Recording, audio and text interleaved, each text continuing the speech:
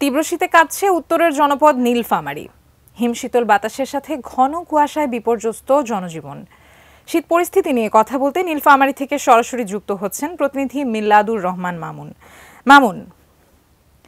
শীতের প্রকোপে নীলফামারী, শীতের নিম্ন তাপমাত্রার পাশাপাশি সেখানে ঘন কুয়াশায় বিপর্যস্ত জনজীবন। সেই শীত পরিস্থিতি সম্পর্কে কি তথ্য আছে আপনার কাছে, আমাদেরকে জানাবেন। আসলে এই মুহূর্তে নীলফামারী জেলায় যে দুটি আবহাওয়া অফিস আছে, অর্থাৎ নীলফামারীর সৈয়দপুর এবং ডিমলা। তো সৈয়দপুর বিমানবন্দর যে আবহাওয়া অফিস আছে সেখানে 14.20 ডিগ্রি সেলসিয়াস এবং ডিমলা আবহাওয়া অফিসে 14.20 ডিগ্রি সেলসিয়াস এবং ডিমলা আবহাওয়া অফিসে 14.5 ডিগ্রি সেলসিয়াস তাপমাত্রা রেকর্ড করা হয়েছে। তো আসলে কাগজে কলমে 14 বা তার উপরে থাকলেও কিন্তু আসলে বাস্তবে তার থেকে অনেক বেশি শীত অনুভূত হচ্ছে।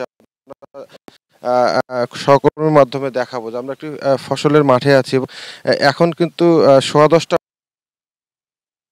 পর্যন্ত এরকম আছে, দুপুর পর্যন্ত সূর্যের দেখা মিলছে না। তো আসলে আমরা বিভিন্ন জনের সাথে কথা বলেছি, তারা বিশেষ করে ছিন্নমূল মানুষ যারা আসলে মাঠে ঘাটে কাজ করেন বা নিম্ন আয়ের মানুষ আছেন, তারা কিন্তু বেশি ভোগান্তিতে পড়েছেন। আসলে একটি কথা বলে রেখেছি, শীতটা আসলে যারা অবস্থাশালী মানুষ আছেন, যারা বিত্তবান আছে, তাদের জন্য অনেকটা উপভোগ্য। তারা কিন্তু আসলে ইচ্ছা করলেই অনেক লেপ কম্বলের নিচে শুয়ে থাকতে পারে বা এই শীতে মুখরোচক অনেক খাবার কিন্তু তারা আসলে উপভোগ করেন। কিন্তু যারা গরিব মানুষ আছেন তারা কিন্তু পেটের তাগিদে মাঠে আসছেন। আমরা কৃষকদের সাথে কথা বলেছি, তারা আসলে বলছেন যে আসলে তাদেরও ইচ্ছা করে আরো বাড়িতে থাকতে, কিন্তু তারা আসলে পেটের তাগিদে থাকতে পারেন না। তো এইরকম ছিন্নমূল মানুষ যারা আছে তারা কিন্তু প্রত্যেকেই কষ্টের মধ্যে আছেন।